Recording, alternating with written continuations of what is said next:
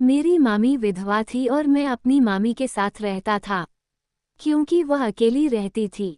और जब मैं उनके पास आया था तब मैं बिल्कुल ठीक था, लेकिन अब तो मेरा पूरा शरीर दर्द करने लगा। मैं परेशान रहने लगा। मामी को भी बताया, मगर उन्होंने ये कहकर टाल दिया कि थकावट की वजह से होता होगा, आराम कर लिया करो।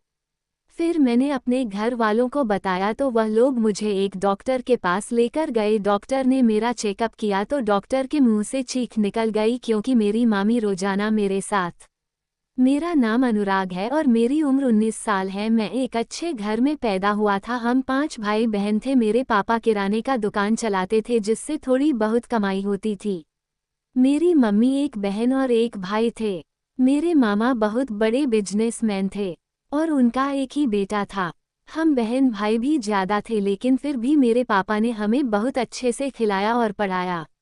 मेरे मामा का इकलौता बेटा मयंक जब 5 साल का था तभी मेरे मामा का देहांत हो गया था। मामा की मौत से मामी बहुत ज्यादा टूट गई थी, लेकिन अपने बेटे को देखकर उनके अंदर जीने की इच्छा थी।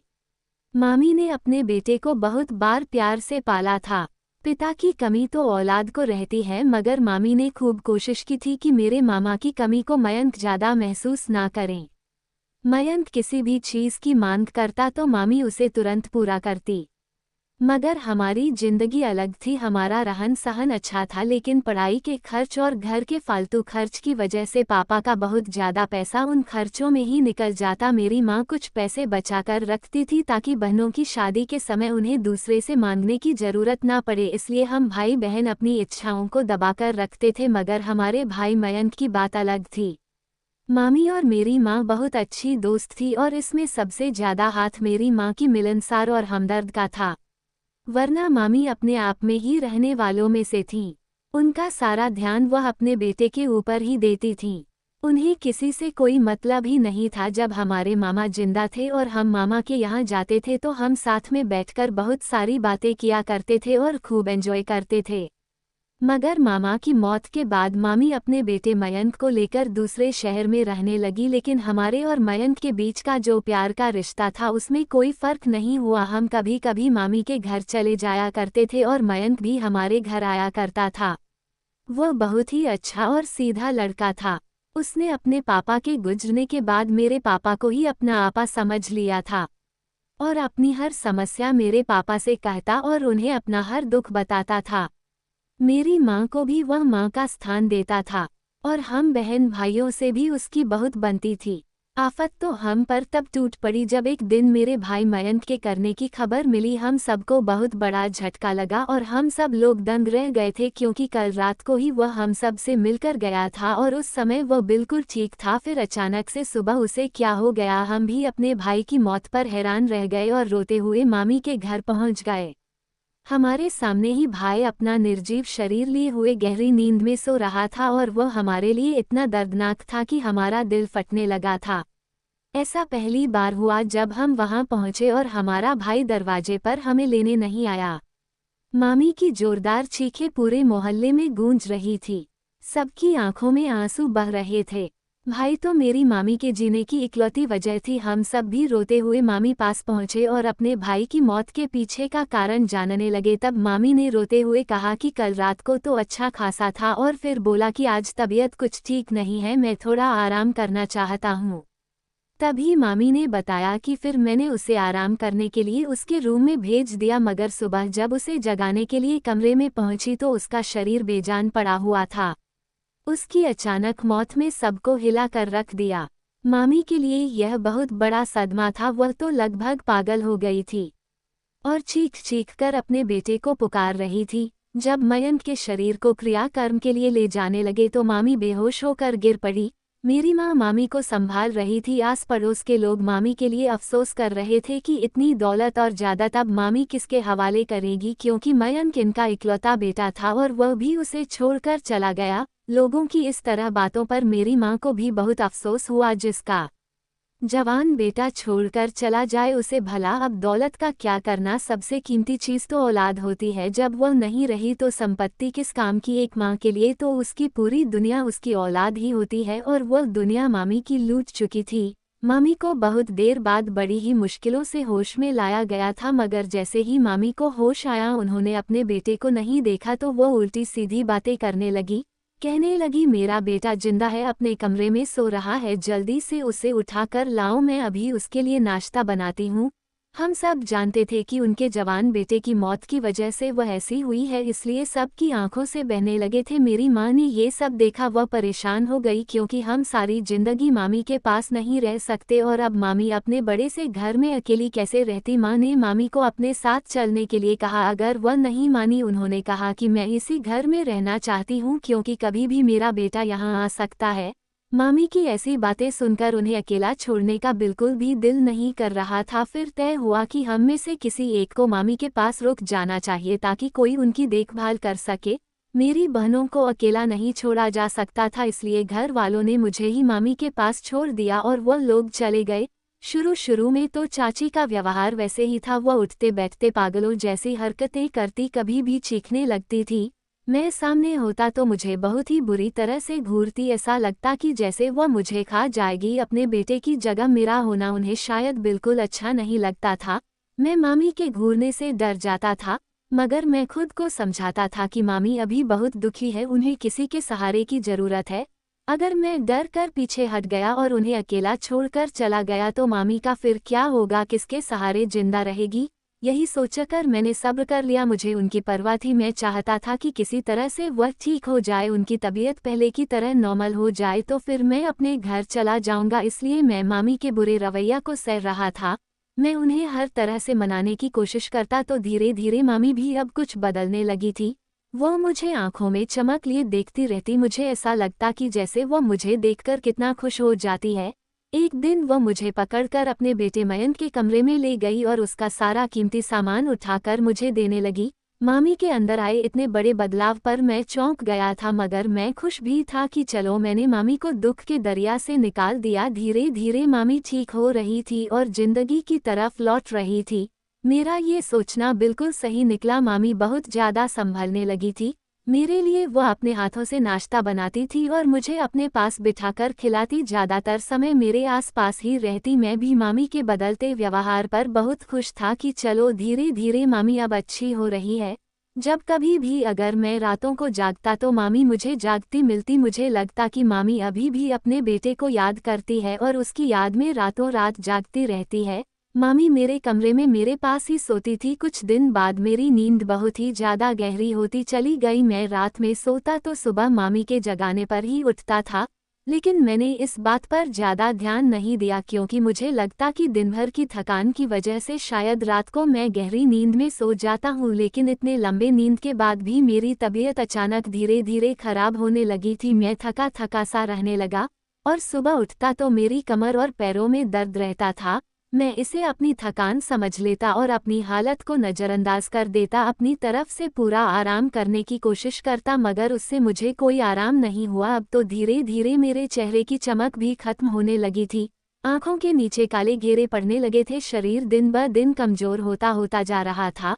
हालांकि मेरी मामी मुझे अच्छा खाना दे रही थी, सोने से पहले एक गिलास दूध भी देती थी, मगर फिर भी मैं कमज़ोर होता जा रहा था और यह बात मुझे बिल्कुल भी समझ नहीं आ रही थी। एक दिन मैंने यह बात अपनी मामी को बताई कि मुझे बहुत ज़्यादा कमज़ोरी महसूस हो रही है। मेरी बात सुनकर मामी मुझे गौर से देखने लगी और नहीं में सिर हिलाते हुए बोली कि ऐसा कुछ नहीं है, सिर्फ तुम्हारा वहम है, आराम करो ठीक हो जाओगे। मैं मामी की बात सुनकर चुप हो गया, मगर मैं कोई बच्चा नहीं था जो मैं अपनी हालत को ऐसे इग्नोर कर देता। मैं जवान हो रहा था, लेकिन मैंने मामी से ज़्यादा बहस ना करते हुए अपने कमरे में आराम करने चला गया। अब तो मैं अपने दोस्तों के साथ घूमना फिरना छोड़ दिया था, बाहर से थोड़ा बहुत सामान मामी के लिए लाता था। अब मुझे शर्मिंदगी महसूस होने लगी थी, मैं मामी का ख्याल रखने के बजाय उन पर बोझ बनता जा रहा हूँ।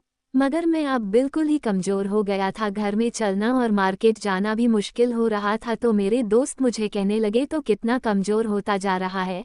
मेरे दोस्तों ने भी महसूस कर लिया और मुझे सलाह दी कि तुम किसी डॉक्टर को अच्छे से दिखा लो, लेकिन मैं करता क्योंकि मामी ने तो मेरी बात मानने से इनकार कर दिया था। फिर एक दिन मजबूर होकर मैं अपनी माँ के घर चला गया और उन्हें अपनी प्रॉब्लम्स बताया। मेरी हालत देखकर मेरे घरवाले बहुत ज़्यादा घबरा गए। मेरे पापा मुझे एक अच्छे से डॉक्टर के पास लेकर गए। डॉक्टर ने मेरी हालत देखी तो वह भी मुझे देखकर चौंक गए। उसने मेरा अच्छे से चेकअप किया तो वह भी हैरान रह गए। वह मुझे इस तरह के सवाल करने लगे कि मैं कहाँ रहता हूँ, मेरे साथ कौन कौन है। पापा और मैं ऐसे सवालों पर हैरान थे। मैंने डॉक्टर से कहा कि मैं अपनी मामी के साथ रहता हूं और घर में सिर्फ मेरी मामी और कोई नहीं। डॉक्टर यह सुनकर हैरत से देखने लगा और मेरी हालत की वजह मेरे पापा को बताई तो मेरे पापा का चेहरा गुस्से से लाल हो गया था और मैं बैठा रह गया। हम दोनों बाप बेटे सर झुकाए घर पहुंचे तो माँ हमारा इंतजार कर रही थी। जैसे ही हम घर में आए मेरी माँ मेरे पास आई और पापा से पूछा कि डॉक्टर ने क्या कहा। पापा उस समय गुस्से में थे। वो गुस्से में बोले कि वो औरत दिमाग की मरीज है और बहुत ही बेशर्म किस्म की औरत है। पापा तो ये भी बोल गए कि मामी ने अपना बेटा खुद ही मारा होगा। ये सुनते ही माँ हैरान रह गई। पापा को समझने की कोशिश करने लगी कि भला वह ऐसा क्यों करेगी, अपने ही बेटे की जान क्यों लेगी। माँ की बात पर पापा जोर से चिल्ला उठे और मेरी माँ से बहस करने लगे। कहने लगे कि हमारा बेटा कोई फालतू नहीं है जो तुम उस औरत को दिल बहलाने के लिए मेरा बेटा उसे दे आई थी। तुम्हें अंदाजा है कि वह मेरे बेटे के साथ क्या कर रही थी। पापा की बात सुनकर माँ चौंक गई थी। उन्होंने मेरी तरफ देखा तो मैं अपना सर झुकाकर खड़ा था। मुझे दुख हो रहा था कि मैं उस औरत को अपनी माँ समझ बैठा था और वह मेरे साथ क्या करती रहे। मेरे कानों में तो अब तक डॉक्टर के शब्द गूंज रहे थे। डॉक्टर ने पापा को बताया कि मुझे स्लो पॉइजन दिया जा रहा है जिसकी वजह से मेरी हालत हुई है। मैं धीरे धीरे मौत के मुंह में जा रहा था। तब मुझे लगा, पता चला कि क्यों अब रातों की गहरी नींद सोने लगा था और मामी क्यों मुझे रोजाना सोने से पहले एक गिलास दूध देती थी। अगर मैं घर में आकर किसी को ना बताता तो यकीनन एक दिन इस दुनिया को अलविदा कह दिया होता और मेरे माँ पापा को मरने की वजह भी नहीं पता चलती। मेरी माँ मेरी हालत देखकर आंसू बहा रही थी और मुझसे माफ़ी मांग रही थी। बेटा मुझे माफ़ कर दे, मैं उस औरत को समझ नहीं आई और तुझे उसके हवाले कर दिया। मैं जानता था कि इसमें मेरी माँ की कोई गलती नहीं है। मैं अपनी माँ पर कोई बोझ नहीं था बल्कि वह तो वाकई मामी के ख्याल से मुझे वहाँ छोड़ आई थी। उनका दिल बिल्कुल साफ था। अब मैं अपनी माँ के साथ ही रहने लगा। फिर एक दिन पापा और मेरी माँ मेरा सामान लेने मामी के घर पहुँचे। पापा ने मामी से बहस किया और उन्हें बुरा भला कहा कि वह अपना जवान बेटा उनके हवाले करके गए थे और उन्होंने इसका क्या सिला दिया।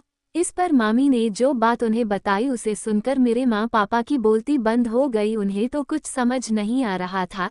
तभी मामी गुस्से से चीखती हुई कहने लगी कि तुम लोगों ने मेरी हमदर्दी में नहीं बल्कि मेरे धन दौलत के लालच में अपनी औलाद मुझे सौंप दी थी। तुम लोगों ने मेरे बेटे को भी अपने साथ मिल लिया था। वह हमेशा तुम लोगों की बातें करता रहता था। तुम लोगों ने सोचा होगा कि ऐसा करके तो मेरी सारी दौलत हथिया लोगे। वह न जाने क्या क्या बोलते रहता था। तब हमें पता चला कि मामी के दिल में हमारे लिए कितनी नफरत भरी हुई थी। मामी को ऐसा लग रहा था कि ज़यादत के चक्कर में हम लोग उनके बेटे से इतना प्यार कर रहे थे, लेकिन ऐसी कोई बात नहीं थी। फिर मेरी मामी मेरी माँ की तरफ देखते हुए बोली कि तुम लोग मेरे बेटे पर डोरे डाल रखे थे।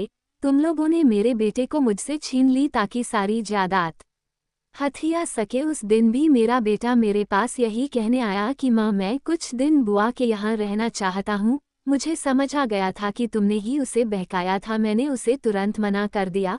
मेरा बेटा मेरी बहुत ही इज्जत करता था, मेरी सारी बातें मानता था। जब मैंने उसे रहने से मना कर दिया तो वह मेरी बात झट से मान गया, लेकिन ये बिल्कुल खामोश सा लग रहा था और उसी रात अपने कमरे में सोने चला गया। सुबह हुई तो अपने कमरे से लौटा ही नहीं। मेरे बेटे की मौत हादसा नहीं बल्कि मुझे पूरा यकीन है कि तुम लोगों ने ही मेरे बेटे के साथ कुछ गलत किया था। मामी की घटिया सोच पर हम लोग हैरान रह गए थे। मेरी माँ ने जब मुझे मामी के हवाले किया तो मामी को और भी ज़्यादा विश्वास हो गया था कि हम सच में उनसे संपत्ति हथियाना चाहते हैं, इसलिए उन्होंने मेरे साथ यह घटिया हरकत की थी। माँ ने गुस्से से मामी से कहा कि हमें तुम्हारी दौलत की कोई लालसा नहीं है। मयंक सिर्फ तुम्हारा बेटा नहीं बल्कि मेरे भाई की आखिरी निशानी भी थी। पापा ने कहा कि हम ऐसी दौलत पर तू करते हैं जिसके लिए किसी मासूम की जान देनी पड़े। मामी को अकेला छोड़कर हम अपने घर आ गए थे। मैं धीरे धीरे ठीक होने लगा, लेकिन मुझे अभी भी अपनी मामी का ख्याल आता था। मुझे उनकी याद आती थी कि कैसे वह अपने बेटे की याद में रोया करती थी। मैं तो उन्हें अपनी माँ समझ बैठा था और उनके साथ रहने से मुझे उनसे बहुत मोहब्बत हो गई थी। मैं जैसे ही ठीक हुआ तो मामी के घर फिर से पहुँच गया। मामी मुझे देखकर अपनी निगाहें चुराने लगी। वो बहुत ही कमजोर और बीमार लग रही थी। मैंने उनका हाथ थामकर उन्हें अपने साथ चलने को कहा और कहा कि वह अपनी पूरी दौलत गरीबों में बांट दें और गरीबों के लिए एक बड़ा सा आश्रम बनवा दें। ऐसा करने से आपके बेटे की आत्मा को शांति मिलेगी और आपके दिल को भी सुकून मिलेगा। मेरी बात सुनते ही मामी जोर से रो पड़ी और मुझसे माफ़ी मांगने लगी।